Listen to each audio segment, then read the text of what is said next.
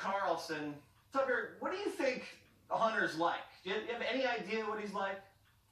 What he's like personally? Yeah. I know him well. He was my neighbor.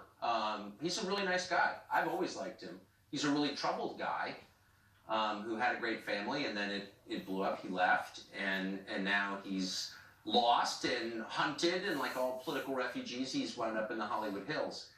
He's like a lot of people I know in Washington. Totally good guy. Love to have dinner with him. I still like Hunter Biden. But he's a beneficiary of a system that's like completely corrupt. And it's so corrupt and it's so ubiquitous here that nobody even notices. It's like, of course he's making, whatever, $1 million a year from some Ukrainian energy company. Like, he's a symptom, not a cause. Do you feel any sympathy towards him, or do you feel like he has any responsibility in this at all? Or is, this is part of the swamp? People get these gigs and, they get second, third, fourth chances if you're related to a VP.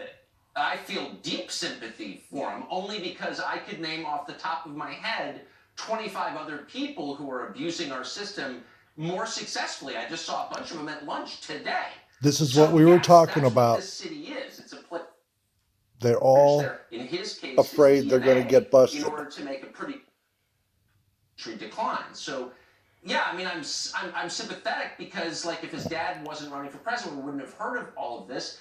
But I'm deeply offended by what he was allowed to do, because that's what people do here, if you see what I'm saying. Right. So do you think, theoretically, that the reason that the liberals are so outraged at what Donald Trump has done in Ukraine is because he has zeroed in on these shenanigans that have been going on for generation after generation, and he was the first president to ever do anything about it? Bingo, bingo. Of course it is. It's a massive threat. I mean, so Hunter Biden, running around impregnating strippers and stuff, it's obviously, it's a Daily Mail story. It's a sideshow. It's like you can't turn away.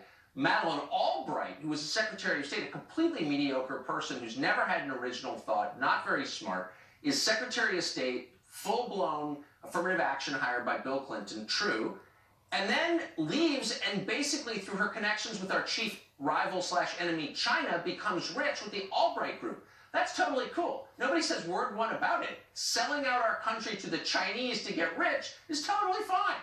And nobody even notices. If you're at dinner with Madeleine Albright, everyone's like, oh, Secretary Albright, how are you?